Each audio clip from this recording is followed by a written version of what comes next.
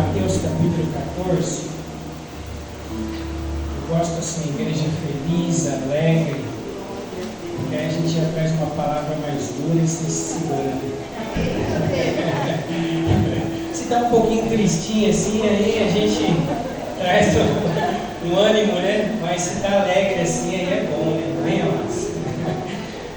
Mateus capítulo 14, a palavra não é minha, né? 14, no versículo 22 em diante. É um texto conhecido, mas há uma revelação aqui para nós, amém? Há uma revelação rema para nós. Mateus 14, versículo 22 em diante. Estou feliz de ver a Bia hoje aqui com a nenenzinha já, o Marcos. Graças a Deus, né? Louvado seja Deus. Também a missionária Deuraci, que essa semana caiu ali na escada, se machucou um pouco, mas já está ali desde sexta-feira. Hoje é aniversário do Eliel. Amém, amados? Ele falou que depois pode fechar a pizzaria, que Deus abençoe o servo de Deus também, em nome de Jesus. Amém? Glória a Deus. Eu leio 22 e vocês o 23. E nós vamos até o versículo 27, tá bom? Tá? Então, 27 vocês conhecem bem o texto. E logo ordenou Jesus que os seus discípulos entrassem no barco e fossem adiante para outra banda, enquanto despedia a multidão. E despedida a multidão, subiu ao monte para orar à parte. E chegada já a tarde, estava ainda só. E o barco estava já no meio do mar, açoitada pelas ondas, porque o vento era contrário. Mas na quarta vigília da noite, dirigiu-se Jesus para eles, caminhando por cima do mar. E os discípulos, vendo caminhar sobre o mar, assustaram, dizendo: é um fantasma, e gritaram com medo. Jesus, porém, lhes falou logo, dizendo: tende bom ânimo, sou eu, não temais. 28, vamos na sua voz, vamos lá? 1, 2, 3. E respondeu-lhe Pedro e disse: Senhor, se és tu, manda-me ir contigo por cima das águas. Amém, amados? Podemos caminhar assim. Irmãos, o texto que nós lemos nessa noite é um texto rico em revelação para as nossas vidas. E ele começa de uma forma a qual eles veem de um milagre de multiplicação. Jesus multiplica os pães, multiplica os peixes. Então eles vêm de um milagre e os discípulos estão muito felizes com isso, né? Com aquilo que Jesus estava fazendo no seu ministério. E de repente Jesus ele dá uma ordem. Você vê bem o início, versículo 22. Jesus ele não pede por favor para eles passarem para outra banda. Jesus não diz assim, por favor, vamos passar para outra banda. O texto ali diz que eles são impelidos, compelidos. E no original quer dizer, na verdade, Jesus usou de força. Jesus mandou, Jesus deu uma ordem. Amém, amados? E aqui é uma revelação muito importante para nós que estamos aqui nessa noite, amados. É uma revelação muito importante, porque Jesus, em muitos textos, não só nesse, você vai ver Jesus dando uma ordem, porque a palavra de Deus era uma palavra que tem mandamentos, e mandamento não é opção, mandamento é ordem. Amém, amados? Amém. Vai haver texto que Jesus ele vai dizer: se você fizer, se você quiser, se você obedecer, ali não é um mandamento. Se você fizer, você tem. Se você não fizer, você paga o preço. Mas há muitas coisas na Bíblia Sagrada que é uma ordem. Veja que quando Jesus, entenda aqui comigo, em nome de Jesus, fica aqui comigo. Veja que quando Deus lá atrás chamou Abraão, ele disse: sai, Abraão, da sua casa e da sua parentela para uma terra que eu te mostrarei. Então Deus ele deu uma ordem para Abraão, sim ou não? Sim. Deus ele deu uma ordem para Abraão e Abraão obedeceu. Jonas e disse: Jonas, se levanta e vá pregar a minha palavra a Nínive. A Bíblia diz que Jonas ele se levantou, mas ele não foi para Nínive. Então Deus deu uma ordem para Abraão, Deus deu uma ordem para Jonas, mas Deus também deu uma ordem para Ló, para que Ló pegasse a sua família e saísse de Sodoma e Gomorra, porque o Senhor traria juízo sobre Sodoma e Gomorra. O que nós entendemos com esses 3 casos é que nos 3 casos Deus deu uma ordem. Só que a diferença é que Abraão ele obedeceu. Deus deu uma ordem e Abraão obedeceu de imediato. Agora no caso de Jonas ele não obedeceu. Então ele teve que ser compelido pelo peixe. E no caso de Ló, ele demorou para obedecer. Por isso os anjos tiveram que arrastar Ló e sua família de Sodoma e Gomorra.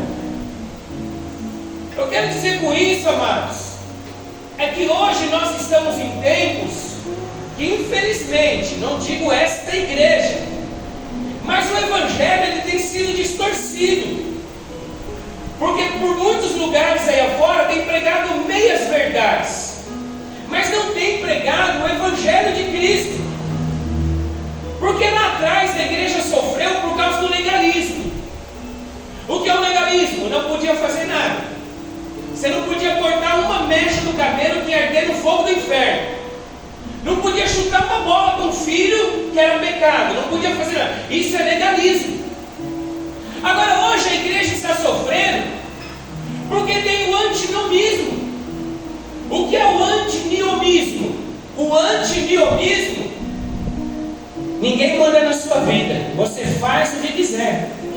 Você é dono das suas ações. Deus não se preocupa com as suas ações ou com o que você faz. Então veja, saímos de um extremo para outro extremo. Mas o que eu quero pregar nessa noite é que o Evangelho de Jesus Cristo está no meio. E Deus, Ele é o nosso Pai, Ele é o nosso amigo, mas Ele é Senhor da nossa vida. Você tem um Senhor. Jesus Cristo nos chamou para ser livre, sim, mas Ele nos chamou para ser livre, para obedecer a sua vontade. Então Deus ele não pode ser o meu Salvador se Ele não for o meu Senhor.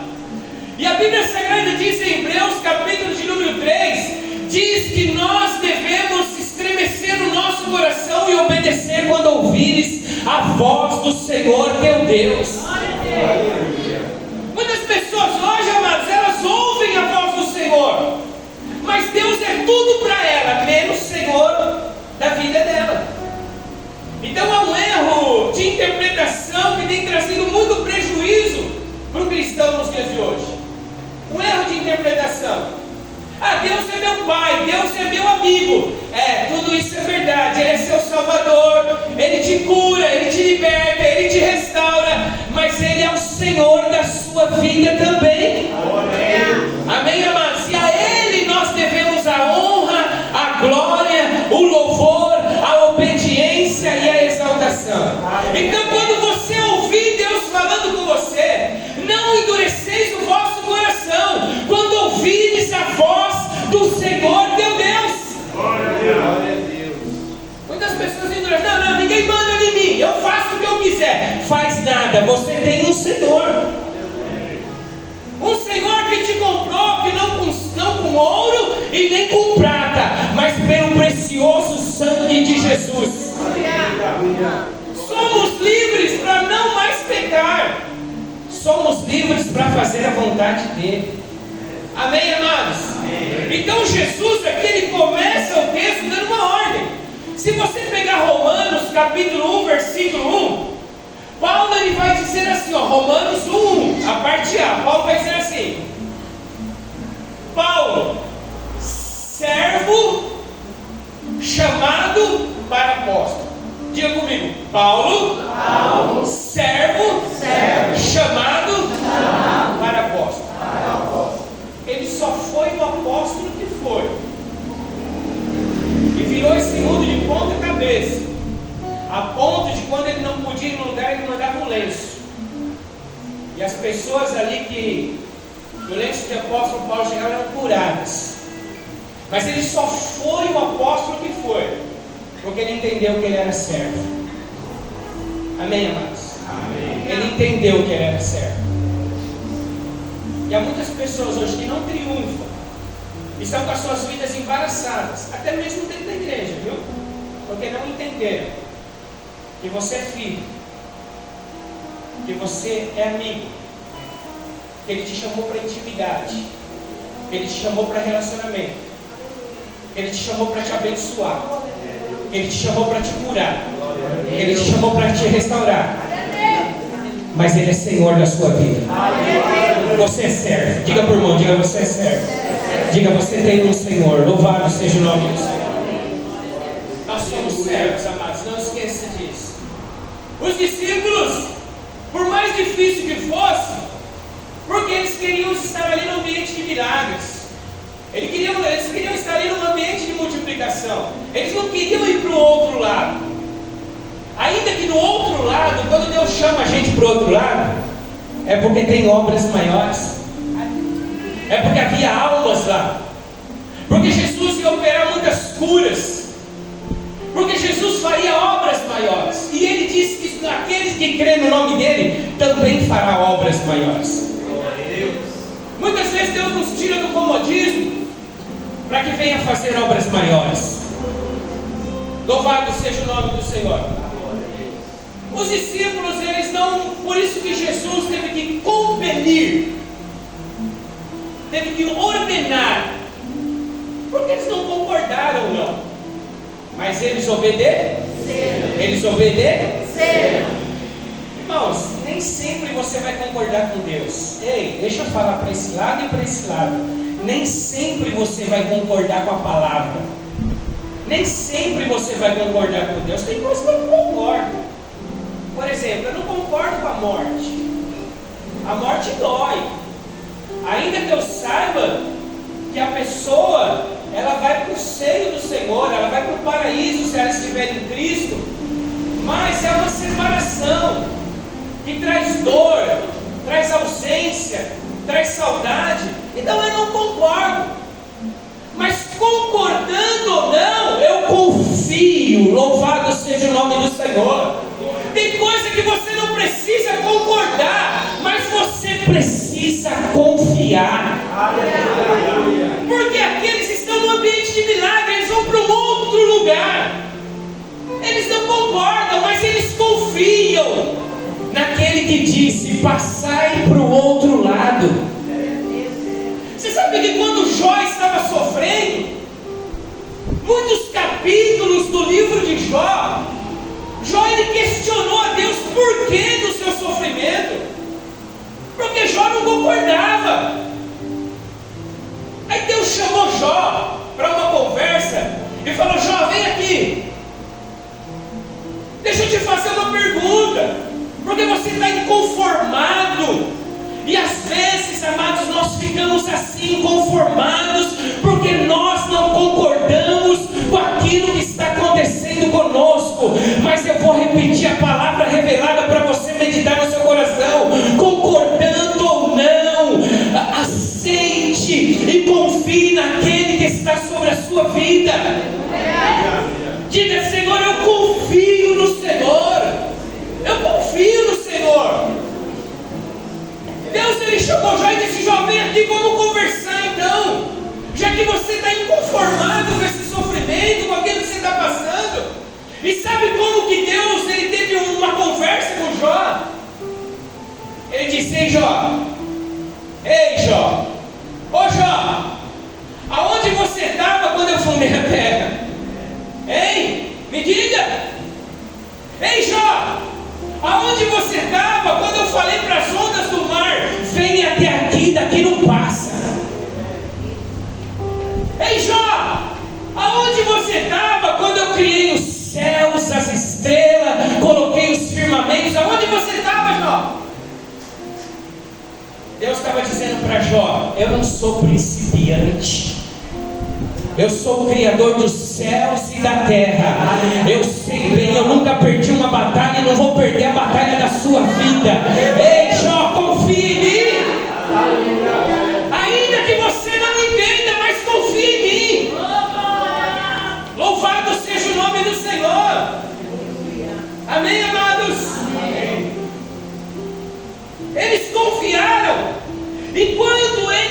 decidiram obedecer, não foi fácil não. Porque eles vão enfrentar uma tempestade. Diga, uma tempestade. Tempestade. Eles decidiram obedecer. Mas eles vão enfrentar, a Bíblia diz que eles vão enfrentar porque os ventos eram contrários. Eles estavam cansados de remar. Em determinado momento, eles estavam cansados porque o vento era contrário. Agora, quando eles decidiram obedecer, quando você decide obedecer, você decide, você ouviu a voz de Deus.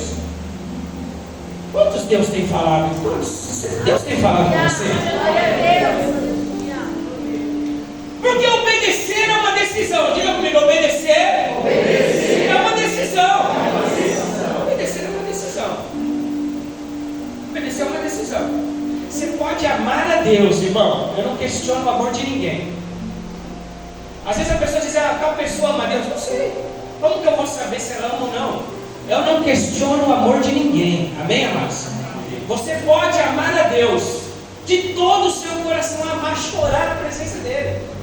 Mas se você não decidir temer o nome do Senhor e obedecê-lo,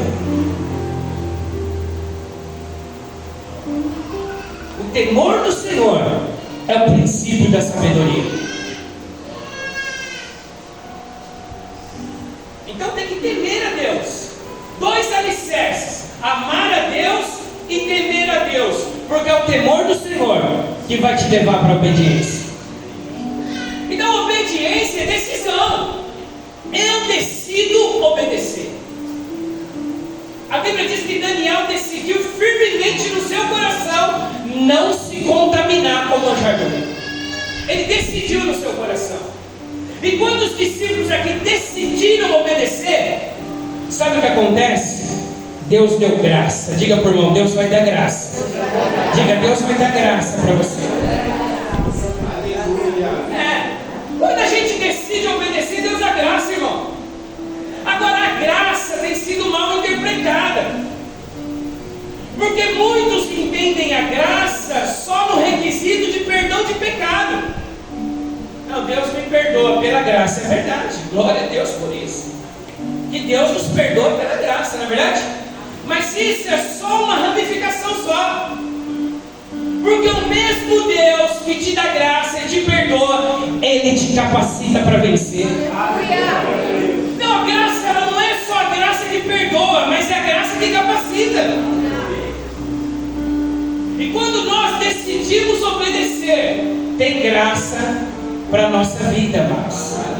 Tem graça para a nossa vida. E as pessoas acham que a graça de Deus é algo fraco. Irmão, deixa eu falar uma coisa. Qual que é o maior poder sobre toda a terra? Qual que é o maior poder? O maior poder é o poder do pecado. O pecado derrubou anjos. O pecado derrubou principados e potestades. O pecado derrubou reinos. O pecado derrubou homens e mulheres de Deus. Mas a Bíblia diz que aonde abundou o pecado, superabundou a graça. Sabe por que tem muito cristão que não vence? Porque ele sabe o poder do pecado, mas ele precisa descobrir o poder da graça. O pecado é poderoso mesmo, mas a graça é 100 vezes mais poderosa. A graça faz com que pessoas como eu e você deixem o conforto do nosso lar para estar aqui louvando e engrandecendo o nome do Senhor. Estamos aqui pela graça, amados. Às vezes colocamos tanta força no inferno. Não, mas quando eu decidir obedecer, o inferno se levanta. Irmão, deixa eu falar um negócio para você sobre o inferno. Jesus Cristo já expôs os demônios e triunfou sobre eles. Eu vou repetir, Jesus Cristo na cruz do Calvário, Ele já expôs os demônios e triunfou sobre ele. E a Bíblia diz que maior é o que está conosco do que aquele que está no mundo. Mas a minha carne, pastor, quando eu decido obedecer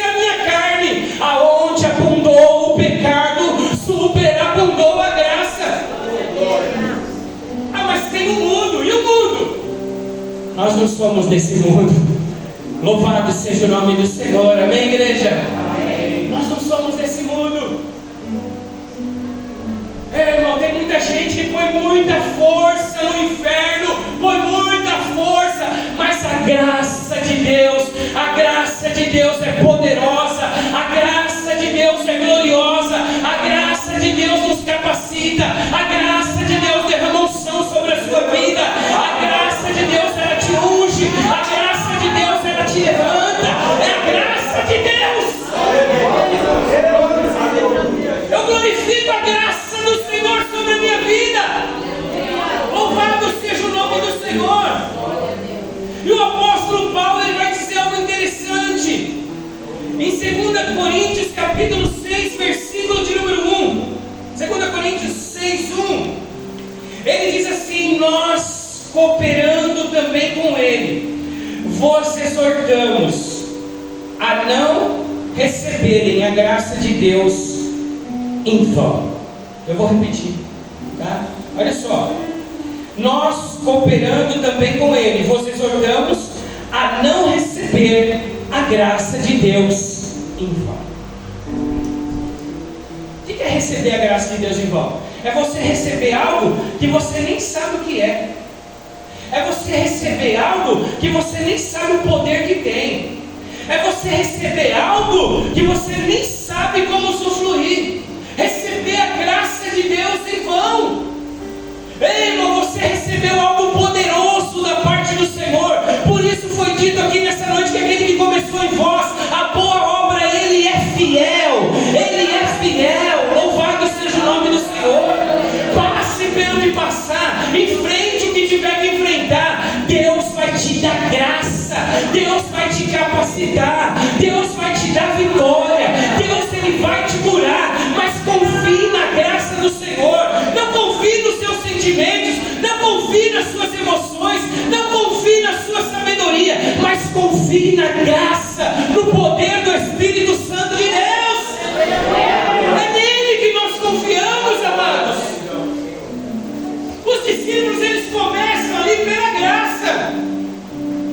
Começam ali, a Bíblia Sagrada diz que quando eles vão remando contra o vento. Para o vento era contrário, remar já é difícil, sim ou não? Remar já é difícil. Agora imagina contra o vento. Mas diga comigo, eles estavam em unidade. Eles estavam em unidade. Eles estavam remando todos juntos. Um não remava para um lado e outro remava para o outro, porque eles não iam sair do lugar. Ainda que eles estavam enfrentando o vento, mas eles estavam remando numa só direção. E a igreja triunfante, a igreja que cresce, a igreja que Deus cumpre promessa, irmão, ela rema numa direção só. Não é irmão remando contra irmão. Aqui, até Judas estava remando a favor. Até Judas estava remando a favor. Até Judas. E se nós queremos triunfar, precisamos estar remando na mesma direção.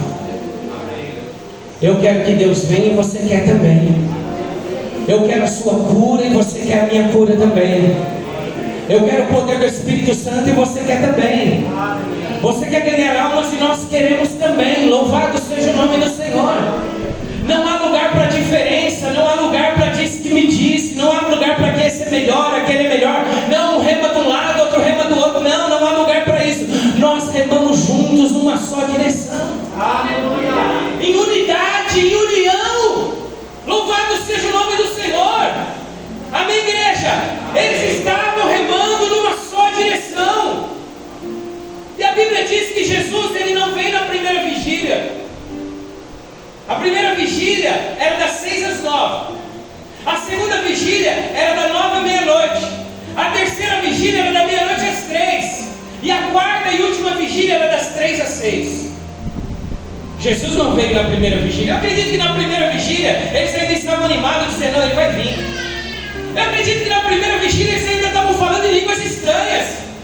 Eles ainda estavam lembrando dos milagres, dizendo que que maravilha, você viu o que Jesus fez lá? Ele multiplicou pães, Ele multiplicou peixe. Ele não vai deixar a gente sozinho, Ele não vai abandonar nós.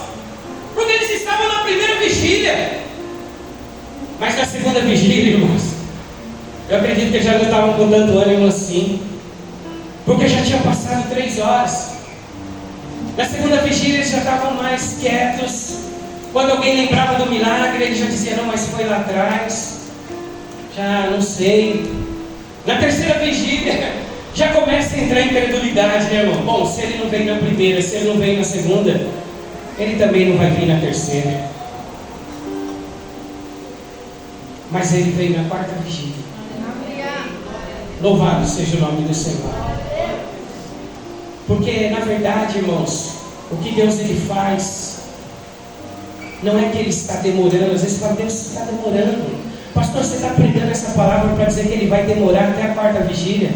Já passou a primeira, já passou a segunda, eu estou cansado. Estou esperando o Senhor há quanto tempo? Passou a primeira vigília, passou a segunda, passou a terceira. Então essa palavra é para dizer que vai demorar mais. Não, essa palavra é para dizer que Ele vai vir. Se você está esperando nele, Ele nunca falhou. Louvado seja o nome do Senhor. Se você está esperando nele, eu tenho uma notícia para você nessa noite. Ele vem, pode esperar que Ele vem. Ele vai vir, diga para o irmão, diga, Ele vai vir. Ele vai vir, amado. Louvado seja o nome do Senhor. Mas por que Ele vem na quarta vigília? Porque Ele vem de forma diferente. Só tinha um jeito de Ele vir. No meio do mar. Como se vem no meio do mar? Hein? Remando, não é?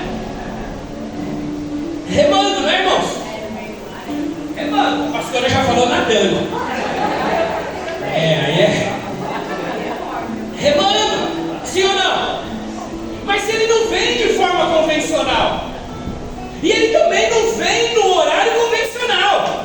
Então não queira administrar na sua vida a forma que Ele vem e o horário que Ele vem.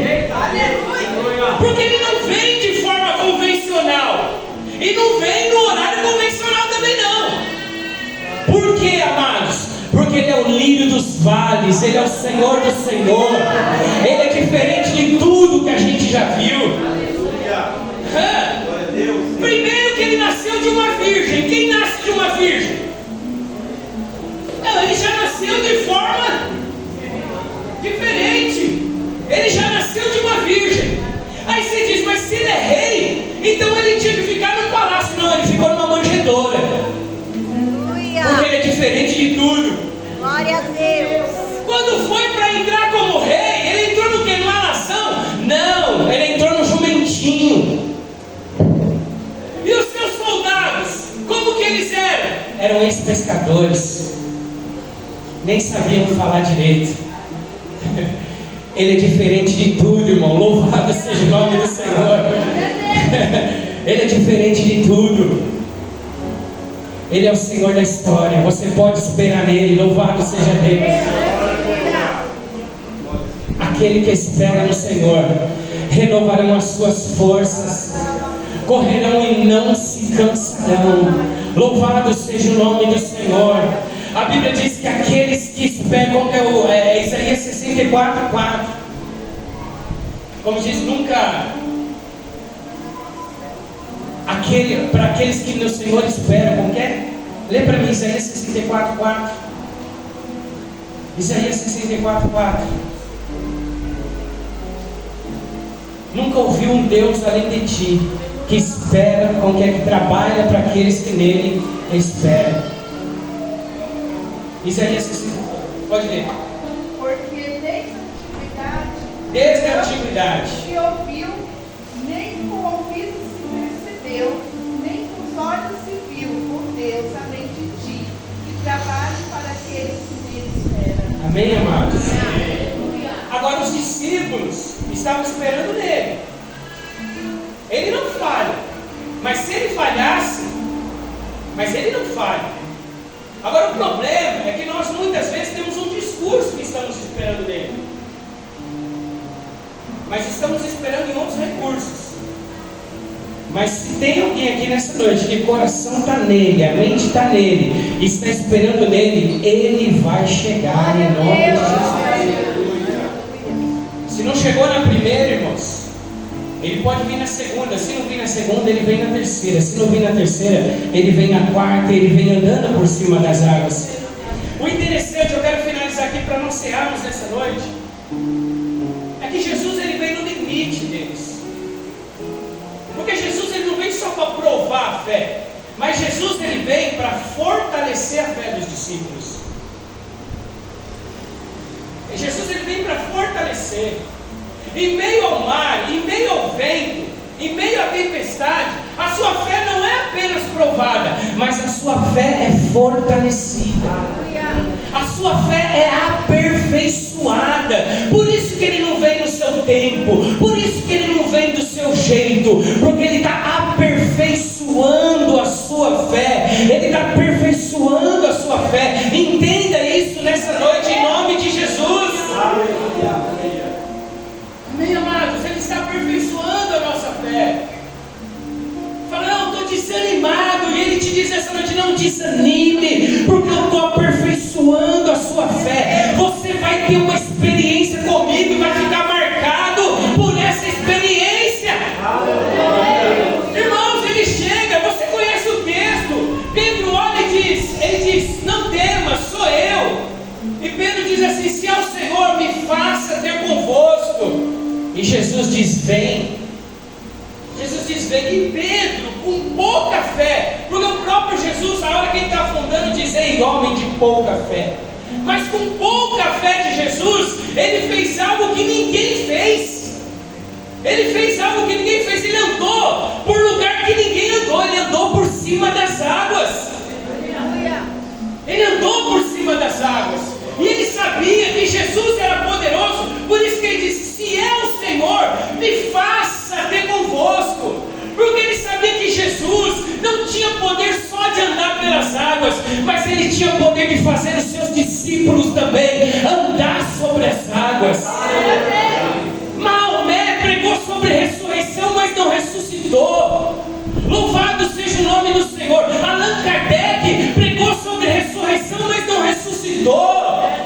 Louvado seja Deus. Mas o nosso Cristo, ele pregou sobre ressurreição e ele ressuscitou ao terceiro dia. E ele não teve poder só de ressuscitar, mas ele vai ressuscitar naquele último dia todos que creram no seu nome. Esse é o nosso Senhor. Ele não só faz, mas ele te dá graça para você fazer também. Então, se nessa noite você decidir pela graça, eu decido pela graça curar os enfermos, pode colocar as mãos sobre os enfermos, que vai haver graça para você curar. No nome de Jesus, eu decidi nessa noite ter uma intimidade, buscar o Espírito Santo, a graça para você em nome de Jesus. Porque o nosso Deus, ele não só fez, mas ele nos dá graça. Amém, amados? Amém. A Bíblia Sagrada diz que ele nos deu o ministério da reconciliação. Ele não só nos reconciliou com Deus, ele te deu o ministério da reconciliação. Você tem um ministério, amém, amados? Amém. De reconciliar os homens com Deus. De reconciliar os homens com Deus. Louvado seja Deus. E ali Pedro, vem o vento, Pedro começa a andar sobre as águas, vem o vento, ele começa a afundar. Jesus chama Pedro para cima, e vocês conhecem bem o texto. E eles saem dali felizes, vão para uma outra cidade. Ali Jesus opera muitos milagres. Jesus opera muitos milagres. Amém, amados? Amém. Jesus opera muitos milagres. Agora, essa tempestade, se coloca de pé, essa tempestade, esse momento, esse vento, essa demora,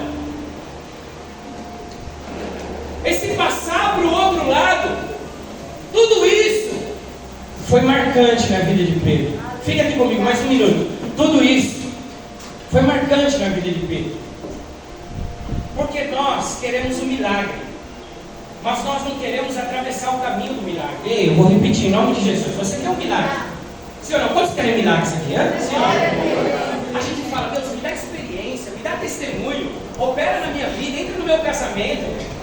faz isso, faz aquilo, entra nas minhas finanças, muda a minha história, cura a minha alma. Amém, amados? Amém. E Jesus é poderoso para fazer tudo isso. Sim ou não? Sim ou não? Sim. Porque se Ele faz na vida de um, Ele faz na vida de outro. Ele é o mesmo ontem, hoje e eternamente. Agora, entenda que para eles verem o milagre, tiveram que passar pelo vento. Sim ou não? Sim. O problema é que você não quer passar pelo vento. Não quer passar. E não é esse vento. Esse vento aqui pensa. Amém, amados? Amém. A gente não quer passar pelo vento. Agora, entenda, por favor, fica aqui comigo mais um minutinho. Os irmãos já vão louvar. Fica aqui comigo, mais um minuto. Ó, preste atenção na sua vida. Preste atenção.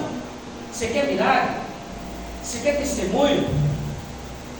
Continue esperando nele. Aleluia. Obedeça a Ele. Ouviu a voz dele? Obedeça a Ele.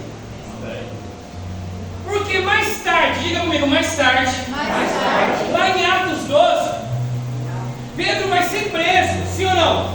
Pedro vai ser preso. E quando Pedro é preso, a sentença vem que no outro dia ele morreria. Presta atenção. Outro dia Pedro morreria. E aquele que tem a sentença conseguiu dormir. Você imagina uma sentença sobre a sua vida, soldados te guardando, e a sentença é que no outro dia você vai perder a cabeça. Só que Tiago já perdeu. Pedro está preso, mas Tiago já perdeu. Então peraí, como crer? Como dormir?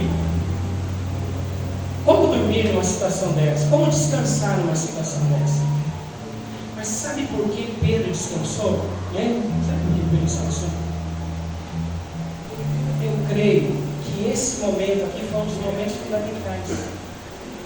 Aonde lá na prisão de Atos 12, Pedro pensou, é a primeira vigília, ele não veio. É a segunda, ele também não veio. É a terceira, ele também não veio. Mas se ele não vir, ele manda alguém, mas que ele veio, ele veio. Porque Pedro tinha experiência, diga comigo, experiência. Ei, irmão, que o diabo quer que você não tenha experiência. O diabo quer que você tenha experiência com medicamento, ele quer que você tenha experiência com médico, ele quer que você tenha experiência com psiquiatra, ele quer que você tenha experiência com homem, ele quer que você tenha experiência com qualquer coisa. Mas sabe o que o diabo não quer? É que você tenha experiência com Deus. Porque quando você tem experiência com Deus, você diz, opa! Eu tenho experiência, eu sei que Ele vai vir. Eu sei que Ele vai vir. Eu sei que Ele não vai me abandonar. Eu sei que Ele não vai me deixar. Eu tenho testemunho. Eu já recebi cura. Eu já recebi milagre. O Senhor já entrou com providência. Quantas vezes, amado? Louvado seja o nome do Senhor. Quantas vezes você estava prestes a jogar a toalha e dizer, eu nunca mais vou cultuar, eu nunca mais vou entrar na igreja. E o Senhor entrou com a providência, com o milagre. Louvado seja o nome do Senhor. Não desanima em nome de Jesus. Ei, Ademir, não desanima. O Senhor te diz para você nessa noite, fica firme, passa por esse vento, porque Deus tem vitória para a sua vida. Não desanime, não se entristeça, não deixe seu coração duvidar. Louvado seja o nome do Senhor. Amém, amados? Aquele que permitiu o vento, Ele é poderoso para dizer, acalma vento, acalma vento. Louvado seja Deus. Amém, amados? Amém. As experiências que esses homens tiveram, e é essa experiência que Deus quer te dar. Obedeça a sua voz. Obedeça a voz dele, amados. Talvez não faça sentido a voz dele, mas obedeça, porque ele vai te dar experiência. 1 Coríntios capítulo 11. Abra sua Bíblia para nós cearmos essa noite. 1 Coríntios 11, do 23 em diante. Louvado seja Deus.